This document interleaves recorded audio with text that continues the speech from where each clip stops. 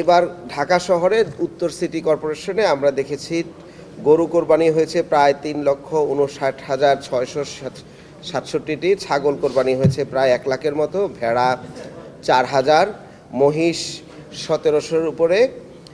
উট কোরবানি হয় নাই একটাও আমাদের এই অঞ্চলে, এবং অন্যান্য কোরবানি হয়েছে ৪৪। সর্বমোট ৪,৬৬,০৮০টি পশু কোরবানি এখন পর্যন্ত ঢাকা উত্তর সিটি কর্পোরেশনে হয়েছে। আমরা প্রথম দিনের আগে আমরা এস্টিমেট করেছিলাম এবার প্রায় ২০,০০০ টন ময়লা প্রডিউস করা হবে। তাই আজকে ২টা পর্যন্ত যদি আমরা আমাদের হিসাব ধরি, 2টা পর্যন্ত আমরা ২০,৮৮৯ টন বর্জ্য উৎপাদিত হয়েছে, যেটা আমরা কালেক্ট করতে পেরেছি এবং ল্যান্ডফিলে আমরা ডাম্প করতে পেরেছি। তো সুতরাং সেদিক থেকে আমরা যা এস্টিমেট করেছিলাম, এস্টিমেশনের ম্যাচ করেছে কিংবা মিট করেছে আর কি, সেদিকে আমরা সামান্য কিছু আর হয়তো বা আরেকটু অ্যাডিশনালি হয়েছে।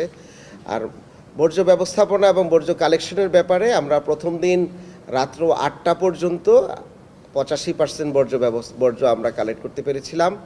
তারপরে যেহেতু কোরবানিটি রাতের বেলাও হয়েছে, সেখানে আমরা রাতের ময়লাগুলো বাসাবাড়ি থেকে আমাদের পরিচ্ছন্নতা কর্মীরা জোগাড় করে সকাল পর্যন্ত রাস্তাতে জড়ো করেছেন। সকালে আবার আমাদের যারা ল্যান্ডফিলে এই ময়লাগুলো নিয়ে যাবেন, তারা দ্বিতীয় দিনে এই ল্যান্ডফিলের ময়লাগুলো আবার সকাল থেকে শুরু করেছেন। তারপরে আবার গতকাল রাতে সন্ধ্যায় কিছু কোরবানি হয়েছে, সেগুলো আবার আজকে সকালবেলা নিয়েছে, এবং আজকে 2টা পর্যন্ত আমরা যেখানেই ময়লাগুলো পাচ্ছি সেগুলো আমরা কালেক্ট করে নিয়ে যাচ্ছি। তো সেদিক থেকে আমরা বলতে পারি যে আমাদের যে টার্গেট ছিল প্রায় 20,000 টন, সেটা আমরা হয়তো বা ফিল আপ করতে পেরেছি, কিন্তু এখনও তো ময়লা জেনারেট হচ্ছে। এটা হচ্ছে একটা বড় বিষয়, কারণ আজকে বিকালেও কিছু কোরবানি হবে অনেক জায়গায়। তো সেগুলো কোরবানি হলে আমরা সেগুলো কালেকশন করব। তো সুতরাং অফিসিয়ালি আমরা ভেবেছিলাম আজকে ময়লা কোরবানির বর্জ্য অপসারণের আমরা সমাপ্তি ঘোষণা করব, কিন্তু সেটা আমরা কন্টিনিউ করব আমরা সমাপ্তি ঘোষণা না করে। কারণ হচ্ছে যে আমরা জনগণের সাথেও কথা বলে দেখেছি যে আপনারা এই যে পার্টিগুলোর মধ্যে মাংস বানানো হয়, সেগুলোও অনেকে কিন্তু রেখে দেন, 1 দিন 2 দিন পরেও সেগুলো ডাস্টবিনের মধ্যে কিন্তু পৌঁছান। তো সেক্ষেত্রে আমরা আগামীকালকে এবং পরশু দিনও এই ধরনের কোরবানির বর্জ্য কিন্তু আমরা আমাদের এসটিএসগুলোতে কিংবা বাড়ির সামনে কিন্তু আমরা পাবো বলে আশা করছি। তো সেক্ষেত্রে আমাদের এই পরিচ্ছন্ন অভিযান চলমান থাকবে।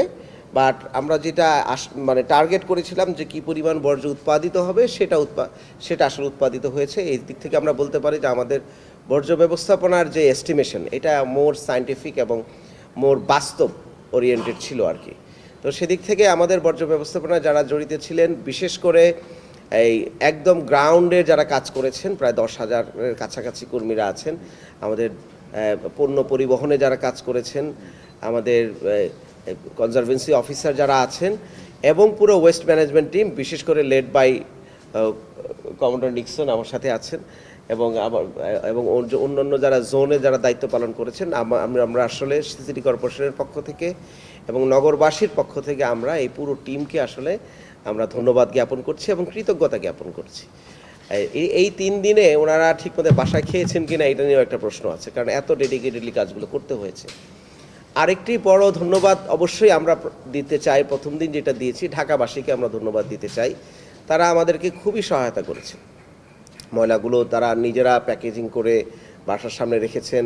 আমাদেরকে তারা বারবার ফোন দিয়েছেন, কারণ আমাদের ওয়েবসাইট এবং ড্যাশবোর্ডে নাম্বারগুলো ওপেন ছিল। এখনও কিন্তু আমরা ফোন পাচ্ছি। তো সুতরাং সিটিজেনরা খুবই রেসপন্সিবল বিহেভ করেছেন। সেজন্য আমরা এই শহরের ঢাকাবাসীকে আমরা আমার পক্ষ থেকে, সিটি কর্পোরেশনের পক্ষ থেকে আমরা ঈদ মোবারক এবং ধন্যবাদ জানাচ্ছি। এবং আরেকটি কথা না বললেই নয় যে আমাদের মিডিয়া কর্মীরা, তারা তো ছুটিতে নাই, আপনারা যারা আছেন, হ্যাঁ। তা সুতরাং মিডিয়া কর্মীর, আমাদের যে সহকর্মী যারা আছেন, তারা কেউ ছুটি কাটান নাই আমাদের মতো।